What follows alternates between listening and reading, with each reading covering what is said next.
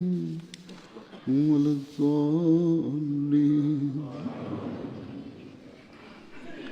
لن ينال الله لن ينال الله لحومها ولا دماؤها ولكن يناله التقوى منكم كذلك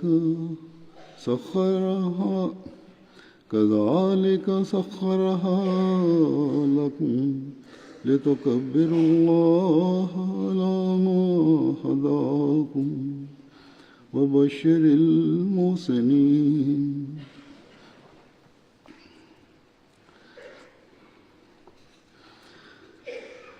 La traduction de ce verset est comme suit: leur chair ne parvient certainement pas à Allah, ni leur sang, mais c'est votre droiture, votre taqwa qui lui parvient. C'est ainsi qu'il vous les a assujettis, afin que vous puissiez proclamer la grandeur d'Allah pour vous avoir guidés,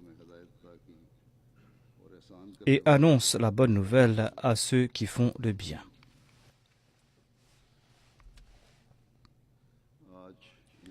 Aujourd'hui, nous célébrons la Eid al-Adha ou la Eid du sacrifice.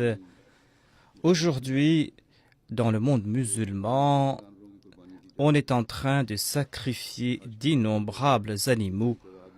Pour le Hajj, eh bien, on égorge tant d'animaux que l'État saoudien doit donner des contrats à certaines compagnies et même en dépit de cela, la tâche leur devient facile. C'est vrai aussi qu'ils envoient ces chairs, la chair de ces animaux dans des pays pauvres. En tout cas, ces sacrifices sont une expression externe. Le fait de sacrifier quelque chose d'inférieur pour quelque chose de supérieur. Ces sacrifices sont là pour nous faire comprendre que l'homme est en train ou peut sacrifier quelque chose d'inférieur pour sa personne. Étant donné que l'homme peut sacrifier un animal pour sa personne, eh bien l'homme doit aussi comprendre que il doit se sacrifier pour un haut objectif, pour un être supérieur. Il doit témoigner que moi aussi, je suis prêt à me sacrifier pour un être ou pour une entité supérieure.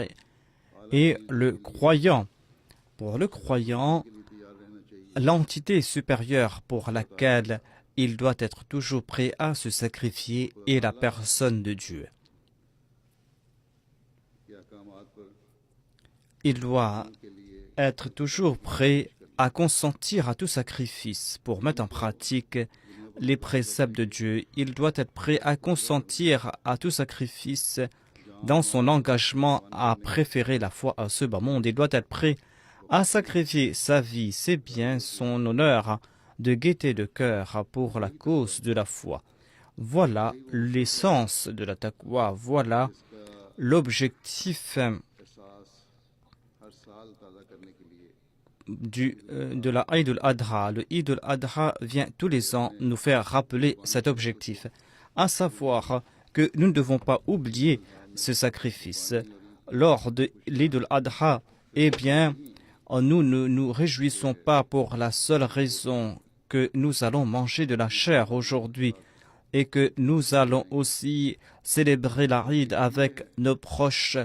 Nous célébrons la Eid afin que nous puissions marcher sur la voie de la taqwa, afin que nous puissions mettre en pratique les commandements de Dieu, afin que nous soyons prêts à consentir à tout sacrifice dans ce domaine. Voilà ce que Dieu a expliqué dans ce verset, à savoir la sagesse du sacrifice n'est pas que la chair ou le sang de cet animal atteigne Dieu. La sagesse derrière ce sacrifice est que ce sacrifice est là afin que vous puissiez progresser dans le domaine de la taqwa. vous devez être prêt à consentir à tout sacrifice et vous devez progresser dans le domaine de ces sacrifices. Lorsque vous allez progresser dans le domaine de la taqwa, eh bien, c'est ainsi que vous allez mériter le plaisir divin. Ces sacrifices plaisent à Dieu parce que l'homme sacrifie son nafs, son moi. C'est ainsi qu'il s'acquitte de ses devoirs envers Dieu et il sacrifie aussi sa personne pour autrui. Aujourd'hui, il est important de comprendre ce point davantage, à savoir que nous devons sacrifier notre nafs, notre moi, notre ego, et nous devrons nous acquitter de ces deux types de devoirs. Lorsque nous regardons la situation du monde, eh bien, nous constatons que malheureusement, ce sont les musulmans qui, plus que tous les autres, se sont écartés des voies de la taqwa.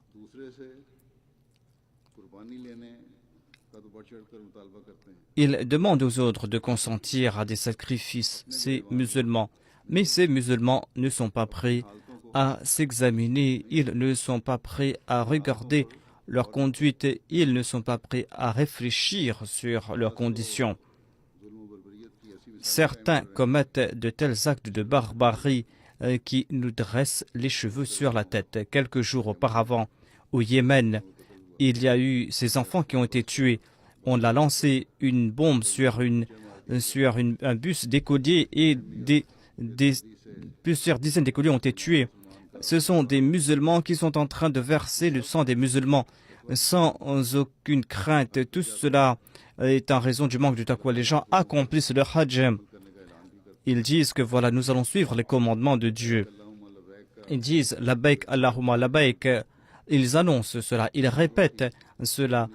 Ils sacrifient des animaux, certes, ils consentent à ces sacrifices et de même. En sus du hajj, comme je l'ai dit, dans le monde musulman, ailleurs, on consent à des sacrifices. Cependant, ils ne réfléchissent pas sur cette annonce de Dieu. La yanala Allaha luhumuha wala dima'uha walakin yanaluhu taqwa minkum. C'est-à-dire que la chair et le sang de ces sacrifices n'atteignent certainement pas Allah, mais c'est votre taqwa, la taqwa de votre cœur, votre droiture qui lui parvient. Ainsi donc, si ce hajj et ces sacrifices, si ces réjouissances pour l'Aïd ne font pas naître la taqwa, eh bien, auprès de Dieu, ces sacrifices n'ont aucune importance aux yeux de Dieu. Ces enfants qui ont été tués de manière des plus abominables, il y a, comme je l'ai dit, des gens qui sont en train de réciter la kalima, qui tuent d'autres musulmans qui récitent la kalima. Est-ce que ces tueurs pourront mériter la proximité de Dieu? Certainement non. Ceux dont les cœurs sont dénués de taqwa, eh bien ceux-là ne peuvent pas se rapprocher de Dieu.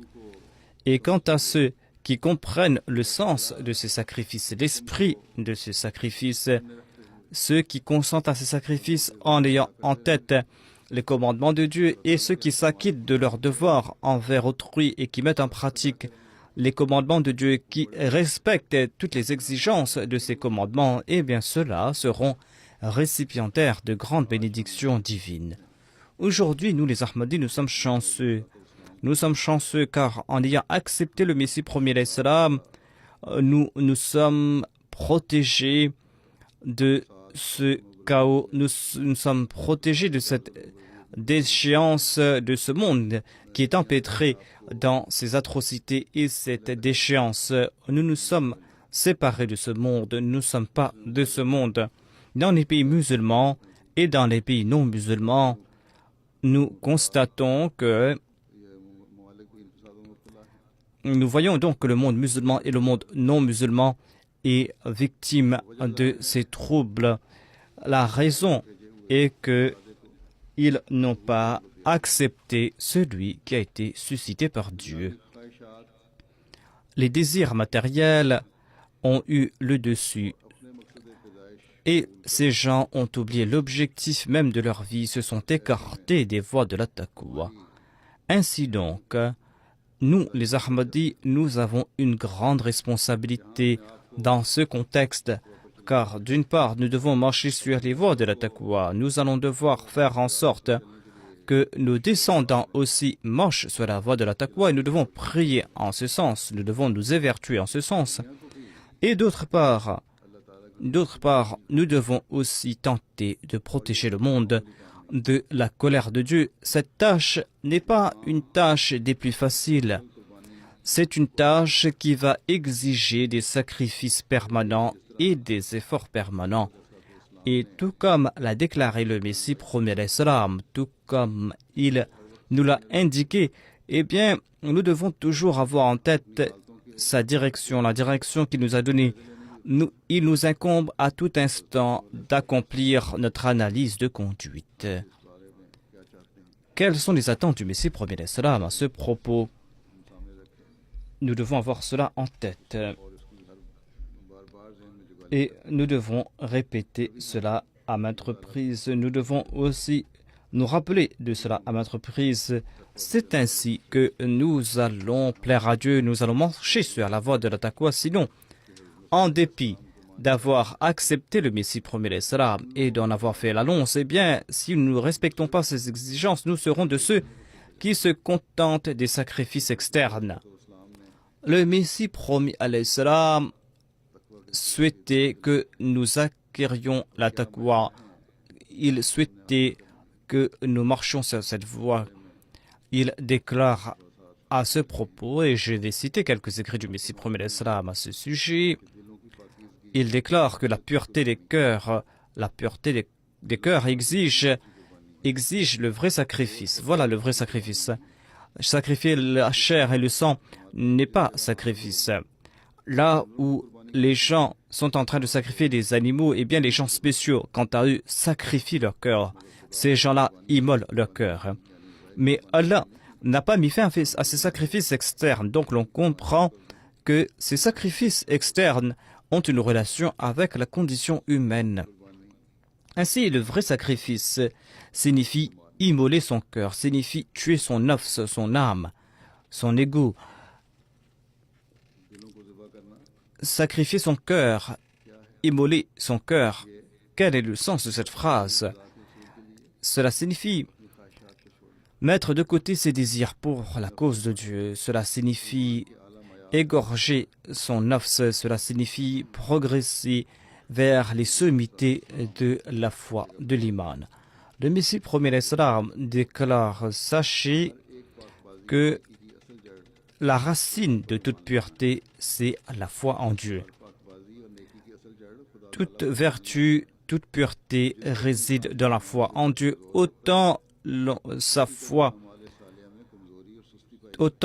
sera faible, autant il y aura des lacunes dans l'accomplissement des bonnes œuvres. Mais lorsque la foi sera forte, lorsqu'on croit en Dieu avec certitude et l'on est certain de ses pouvoirs par l'entremise de ses attributs, eh bien l'on va apporter en soi de grands changements, l'on va transformer ses œuvres. Eh bien, dit-il, celui qui croit en Dieu ne peut commettre des péchés. Celui qui croit en Dieu ne peut pas commettre des péchés. Il ne commet pas des péchés sciemment. Il ne commet pas des péchés sciemment parce que cette foi a mis fin à ses aptitudes qui sont empreintes de concupiscence. C'est-à-dire, cela ne veut pas dire qu'il va couper physiquement chaque membre du corps avec lesquels il commet le péché. Il ne coupe pas ses membres physiquement. Sa taqwa en fait atteint un tel sommet, sa foi en Dieu atteint un tel sommet qu'il fait en sorte que chacune de ses actions soit conforme aux préceptes de Dieu. Voilà ce que signifie immoler son cœur. Voilà ce que signifie égorger son nafs. Et le Messie promis alayhi salam attend que nous atteignions cette norme. Il dit que notre Jamaat a besoin d'une foi parfaite. Il ajoute que la première action de notre Jamaat est qu'elle doit avoir une foi parfaite en Dieu. Lorsque l'on réfléchit sur ces propos du Messie premier salam, eh bien l'on tremble et l'on se demande: avons-nous pu atteindre cette norme dans la taqwa? Est-ce que nous avons pu atteindre cette norme excellente dans la foi? Aujourd'hui en ce bas monde, à chaque pas, Satan use de toutes ses aptitudes, use de tous ses moyens pour nous écarter du droit chemin. Il met devant nous ces indécences, ces amusements, ces choses pour nous détourner du droit chemin. Et il est toujours à l'affût pour lancer ses assauts contre le croyant. Après un assaut, il lance un deuxième et il lance un troisième. C'est ainsi que seule une foi ferme pourra nous protéger de Satan. Une foi qui a été décrite par le Messie premier salam. Il faudra sacrifier les objets éphémères de ce bas monde. Il faudra sacrifier ces désirs éphémères de ce bas monde. C'est ainsi que nous pourrons implorer l'aide de Dieu. C'est ainsi que nous pourrons mériter le soutien de Dieu et le plaisir de Dieu. Ainsi donc, aujourd'hui, ce sacrifice doit attirer notre attention. Le sacrifice de l'Eid al-Adha doit attirer notre attention vers ce sacrifice qui a été décrit ici par le Messie premier salam. Le Messie premier salam décrit ce sacrifice du nafs et la connaissance parfaite, la foi parfaite et la relation entre ces choses et l'islam. Il dit que la crainte est la racine de tout et la ma'rifa. L'amour de Dieu et le fait de reconnaître Dieu, la connaissance de Dieu dépend de la ma'rifa parfaite. Celui qui a une foi parfaite reçoit un amour parfait.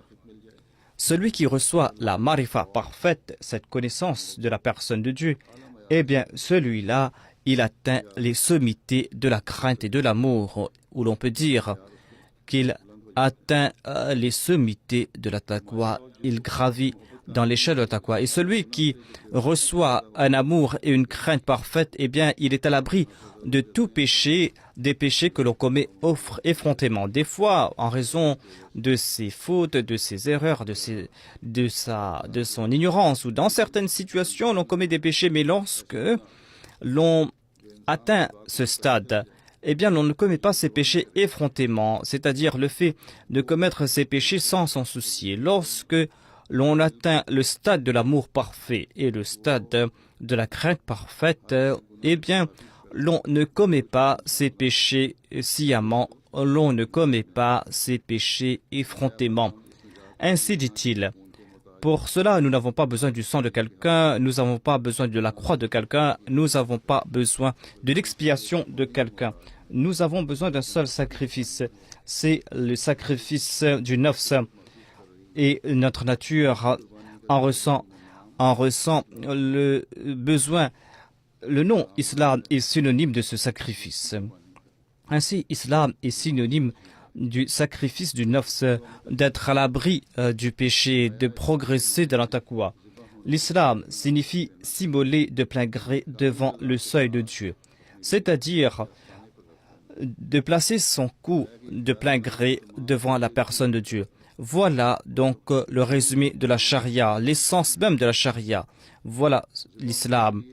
Se sacrifier de plein gré, placer son cou de plein gré exige un amour parfait et une crainte parfaite. Et cet amour parfait et cette crainte parfaite exigent la ma'rifa parfaite, cette connaissance parfaite.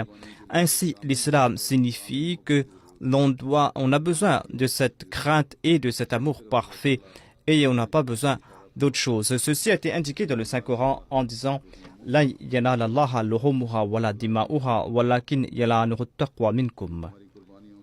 C'est-à-dire la chair de cet animal sacrifié et le sang de cet animal n'atteint pas Dieu, mais c'est votre taqwa qui l'atteint. C'est-à-dire que vous devez craindre Dieu, c'est cette crainte de Dieu qui va l'atteindre. Le Messie premier l'Islam nous explique davantage l'essence de l'islam et la norme de la taqwa. Il dit que Dieu a évoqué nombre d'exemples. Par exemple, il dit que l'homme doit user de toutes ses aptitudes et il doit user de toute sa personne pour se sacrifier dans la voie de Dieu. Ainsi, ces sacrifices externes sont des exemples, mais l'objectif est de se sacrifier. Tout comme il est dit, لن ينال الله لحومها ولا دماؤها ولكن يناله التقوى منكم. C'est-à-dire, la chair et le sang de cet animal que vous sacrifiez n'atteint pas Dieu, c'est votre taqwa qui l'atteigne. C'est-à-dire, vous devez craindre Dieu à tel point, vous devez le craindre à tel point que vous mourrez dans sa voie. Tout comme vous sacrifiez un animal de vos mains, de même de vos mains, vous devez vous sacrifier dans la voie de Dieu. Si l'on n'atteint pas cette norme de la taqwa, eh bien cette taqwa sera pas parfaite, va comporter des lacunes. Ainsi, voilà la norme que le Messie prophète l'Islam souhaitait que nous atteignions, et nous pourrons atteindre cette norme lorsque nous allons nous acquitter de nos devoirs envers Dieu et lorsque nous allons nous acquitter de nos devoirs envers ses créatures, lorsque nous allons user de toutes nos aptitudes pour mettre en pratique les préceptes divins. Et lorsqu'on va mettre ces commandements en pratique, donc, voilà donc comment atteindre les sommités de la taqwa. Voilà donc comment posséder une foi parfaite en tant que croyant. Et en conséquence, l'on atteint la personne de Dieu. Les actes d'adoration ont un lien avec la spiritualité. Et quel doit être l'effet de ces actes d'adoration? Le Messie premier l'Islam déclare à ce propos, si les jeunes ne sont pas accompagnés de sincérité et de sidq, eh bien ces actes d'adoration n'ont aucun objectif. Les ascètes font aussi de grands efforts, dit le Messie premier l'Islam. Et l'on constate que les bras de certains s'achèvent complètement. Certains placent leurs mains dans une position pendant des jours et des jours, tant et si bien qu'il n'y a plus de circulation sanguine et leurs mains, leurs bras s'achèvent. Voilà donc les exercices éprouvants qu'ils accomplissent. Ils se mettent en grande difficulté, ils passent par des grandes épreuves, mais ces souffrances ne leur octroient aucune lumière, aucune sérénité, aucune tranquillité. C'est un exercice physique qu'ils accomplissent alors que leur état interne est en train de se corrompre. Ces exercices physiques n'ont aucune relation avec leur état interne. Certes, ils font des efforts, ils se mettent en difficulté, ils sont en train d'assécher leurs mains, leurs bras, ils souffrent dans cette voie, mais cela n'a aucune relation avec leur spiritualité, avec leur âme. Ainsi, ces pratiques physiques n'ont aucune incidence sur leur spiritualité. C'est pour cette raison qu'Allah a déclaré La yanallaha luhumuha wala dima'uha walakin yanaluhu taqwa minkum. La chair de cet animal et le sang de cet animal n'atteignent pas Dieu. C'est la taqwa qui l'atteint. En fait, Dieu ne valorise pas le noyau, mais l'écorce. La question est, si le sang et la chair n'atteignent pas Dieu, pourquoi donc faire ce sacrifice? Pourquoi faire les mouvements de la sola? Pourquoi s'affamer et s'ensorfler durant le jeûne? Si c'est le noyau qui atteint Dieu, si c'est l'essence qui atteint Dieu. Sachez, dit le Messie prophète l'Islam, que ceux qui ne font pas des efforts physiques, eh bien, l'âme ne sera point empreinte d'humilité et de la servitude de l'adorateur. Sans l'apport physique, l'âme ne sera point empreinte d'humilité et de la servitude de l'adorateur. Ainsi donc, le corps aussi doit bouger. Ceux qui usent de leur corps, ceux qui se contentent d'user de leur âme, ou ceux qui se contentent d'user de leur corps, et pas de leur âme, eh bien ceux-là commettent une grande erreur. Ceux qui font ces exercices, ces ascètes aussi, commettent des erreurs. Dieu a établi un lien entre le ruh et le corps physique. Et l'effet, le physique et le spirituel vont de pair. Ainsi donc, le spirituel et le spirituel vont de pair, dit le Messie premier l'Islam. Et Dieu a lié les deux. Lors de la Salat, l'on se met debout, l'on se croise le bras, l'on se courbe, l'on se prosterne. Eh bien, ce sont autant d'expressions d'humilité physique. Et cela a un lien avec l'âme. L'âme aussi se transforme, tout comme l'on se transforme lorsque l'on passe par ces différentes postures lors de la Salat. Lorsque l'âme est empreinte d'humilité, eh bien, le corps s'en trouve affecté. Lorsque l'âme est empreinte d'humilité, eh bien, l'on va voir l'effet sur le corps. Par exemple, lorsqu'on se prosterne, on passe par cet état d'une grande humilité lorsqu'on se prosterne. Eh bien, cette position, cette posture a aussi un effet sur le cœur. Ainsi, lorsque le corps bouge, eh bien, l'âme aussi est affectée. Voilà donc la philosophie des différentes postures lors de la Salat. En évoquant l'importance de la taqwa, le Messie promet l'Islam déclare que j'ai été suscité afin de vous faire comprendre que le champ de la taqwa est vide. J'ai été suscité pour faire comprendre que le champ de la taqwa est vide. Les gens se sont éloignés de la taqwa. Le champ de la taqwa est vide. On a besoin de la taqwa et pas de l'épée. L'épée, l'usage de l'épée est interdit. Si vous possédez la taqwa, eh bien, le monde va vous accompagner. Ainsi, faites naître en vous la taqwa. Ceux qui consomment de l'alcool ou ceux dont la religion prescrit l'alcool, eh bien, ces gens-là n'ont aucune relation avec la taqwa. Ces gens se battent contre la vertu. Ainsi donc, si Dieu accorde la possibilité à notre Jamaat de mener ce combat contre le mal et de progresser dans la voie de la taqwa, eh bien ce sera là le plus grand des succès, dit le Messie promis l'Islam. Il n'y aura pas d'action plus efficace. Regardez les religions du monde et vous allez constater que la taqwa a disparu. On a fait du faste et de l'éclat de ce monde son Dieu. Le vrai Dieu a disparu. On est en train de nier ce vrai Dieu. Aujourd'hui, ils souhaitent qu'il soit accepté. Ils souhaitent qu'il soit connu. Ceux qui considèrent le monde comme leur Dieu, ces gens-là ne peuvent placer leur confiance en Dieu. Ainsi donc, le serment d'allégeance que nous avons prêté au Messie premier l'Islam nous impose une grande responsabilité, celle de faire naître en nous la taqwa, et cela est impossible sans sacrifice. Le Messie premier l'Islam définit le muttaqi. Il déclare, l'on comprend de la parole de Dieu que le muttaqi est celui qui marche en toute humilité et qui fait preuve d'indulgence. Il n'est pas arrogant dans ses propos. Il parle comme si c'est un petit qui parle à un grand. Il fait preuve d'une grande humilité. Eh bien, dit-il, nous devons toujours agir en fonction de notre salut. Dieu n'est pas le monopole de personne.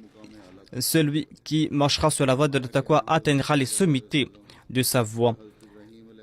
Voyez le saint prophète ou le prophète Abraham.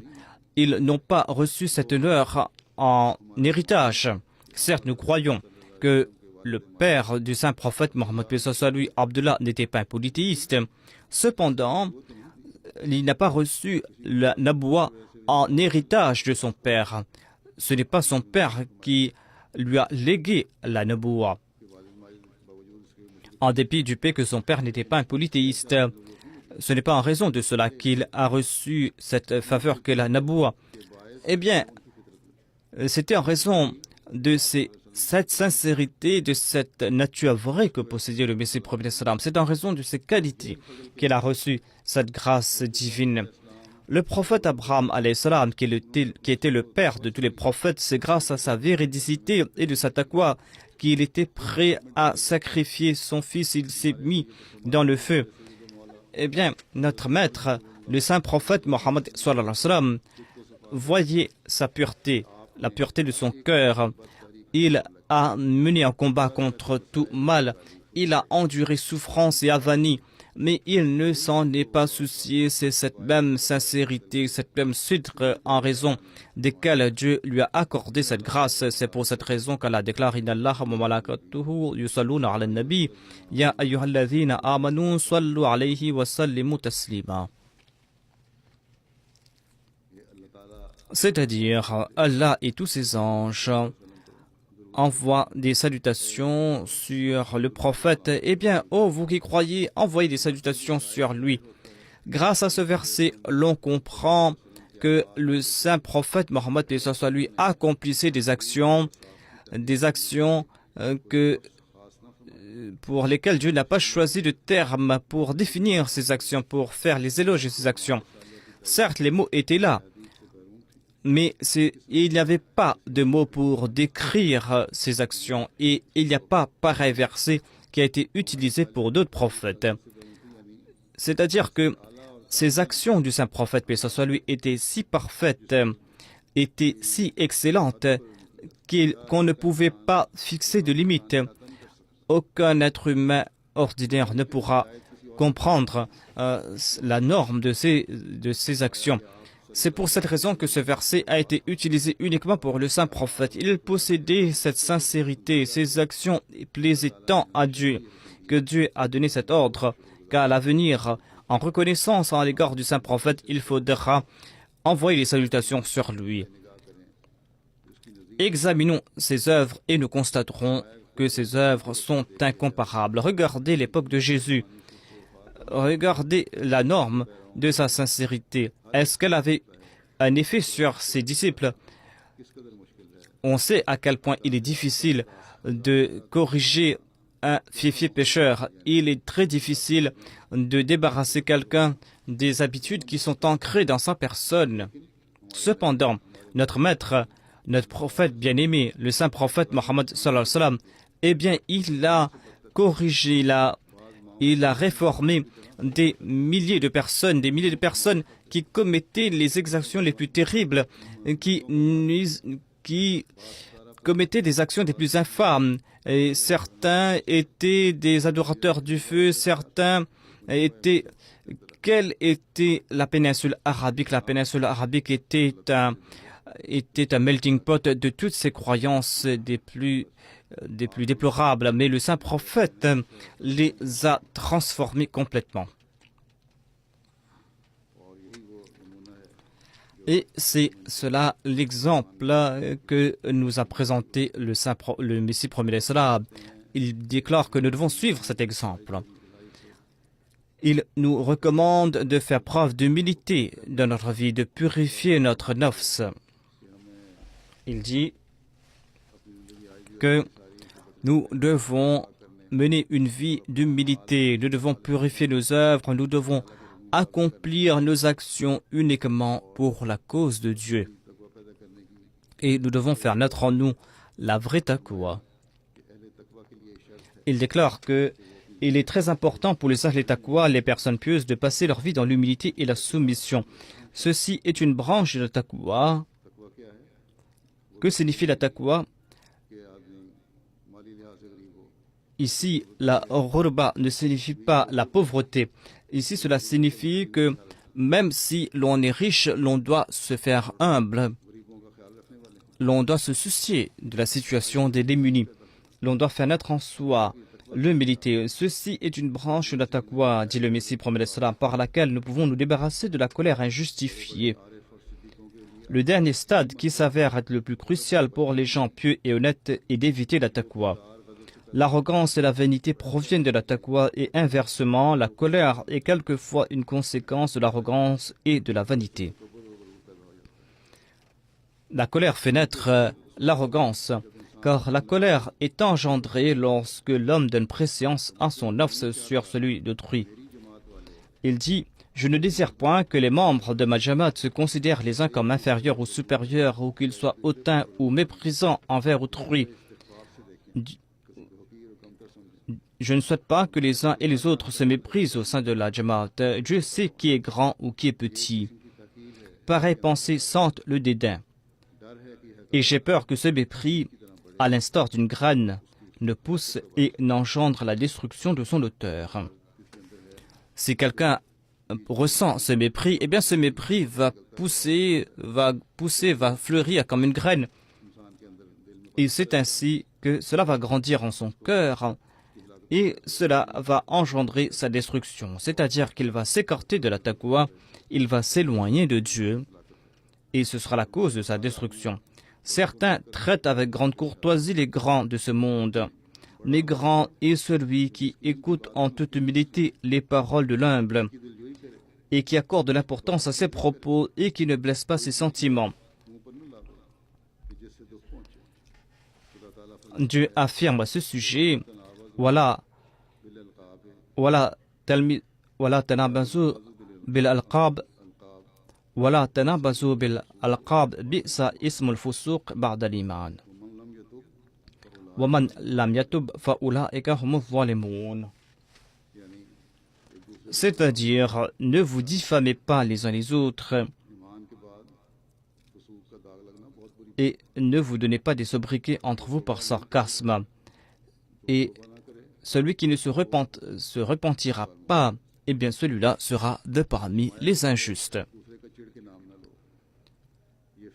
Ne méprisez pas vos frères. Ce sont des actions infâmes. Celui qui méprise son frère ne va pas mourir avant d'être frappé lui-même par le mal dont il accuse l'autre. Ne méprisez pas vos frères, étant donné que vous vous désaltérez tous à la même source. Comment savoir qui en boira davantage? Le plus honorable n'est pas défini par les principes de ce monde. Le plus grand aux yeux de Dieu est celui qui est le muttaqi. Il est dit « Inna akramakum indallahi atqakum, inna allaha alimun khabir ». En vérité, le plus honorable d'entre vous aux yeux d'Allah est le plus pieux parmi vous.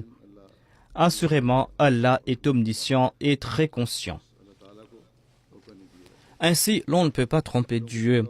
Dieu connaît l'état de la taqwa des gens et il connaît aussi les intentions derrière les sacrifices. Sans œuvre pieuse, si on ne s'acquitte pas de ses devoirs envers autrui, si on nourrit en soi l'arrogance, eh bien, les gens qui agissent de la sorte, ces gens-là ne comprennent pas le sens du sacrifice.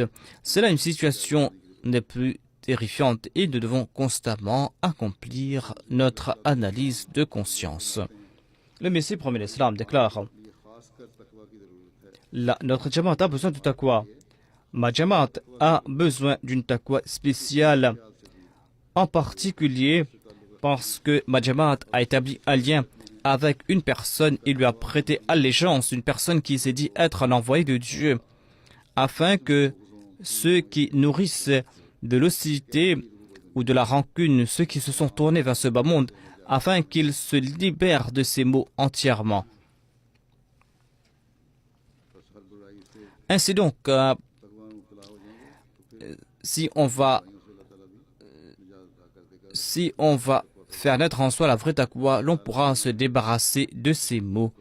Qu'Allah fasse que nous puissions marcher sur la voie de la vraie taqwa et qu'Allah accepte nos sacrifices externes et qu'il fasse que nous puissions nous purifier l'âme.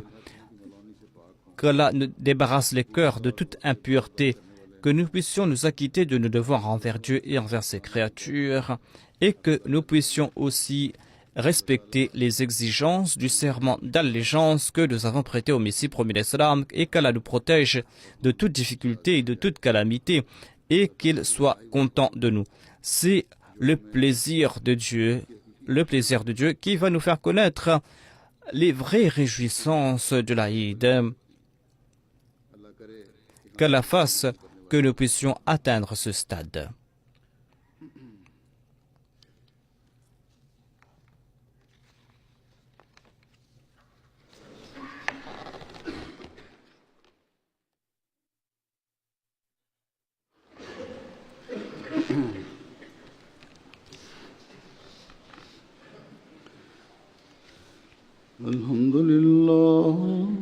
الحمد لله نحمده ونستعينه ونؤمن به ونتوكل عليه ونعوذ بالله من شرور أنفسنا ومن سيئات أعمالنا من يهده الله فلا مضل له ومن يضلل فلا هادي له ونشهد أن لا إله إلا الله ونشهد أن محمدا عبده ورسوله عباد الله رحمكم الله إن الله يأمر بالعدل والإحسان وإيتاء ذي القربى وينهى عن الفحشاء والمنكر والبغي يعظكم لعلكم تذكرون اذكروا الله يذكركم وادعوه يستجب لكم ولذكر الله أكبر. अब हम दुआ करेंगे. Priez pour tous ces Ahmadis qui sont persécutés dans le monde entier. Ces Ahmadis qui sont en train de consentir des sacrifices pour protéger leur foi. En premier, il y a les Ahmadis du Pakistan. Les Ahmadis du Pakistan qui sont persécutés en raison de la loi. Il y a aussi les Ahmadis de l'Algérie qui sont en train d'endurer de grandes persécutions. Qu'Allah enlève ces souffrances. Priez aussi pour la libération des prisonniers. Qu'Allah fasse qu'ils soient libérés au plus vite. Qu'Allah accepte leur sacrifice et qu'Allah les protège de toute souffrance. Dans différents pays, les Ahmadis ne peuvent pas vivre librement. Eh bien, qu'Allah enlève leurs difficultés. Il y a aussi les anciens et les nouveaux venus, qu'Allah leur accorde à tous la persévérance, qu'Allah fasse que tout le monde progresse dans sa foi. Il y a ceux qui ont consenti à des sacrifices financiers, qu'Allah accepte ces sacrifices. Il y a aussi les missionnaires, les muballighin, les muallimines qui, de par le monde, sont en train de diffuser le message de la religion. Et pour ce faire, ils consentent à des sacrifices. Qu'Allah bénisse leurs œuvres amplement. Priez aussi pour tous les Waqifin et Zindagi et les bénévoles, qu'ils puissent marcher sur les voies de la taqwa et qu'ils puissent œuvrer pour la cause de Dieu, qu'il accepte leur service. Qu'Allah fasse qu'il nous accorde toujours sa miséricorde. Maintenant, nous allons prier. Doua.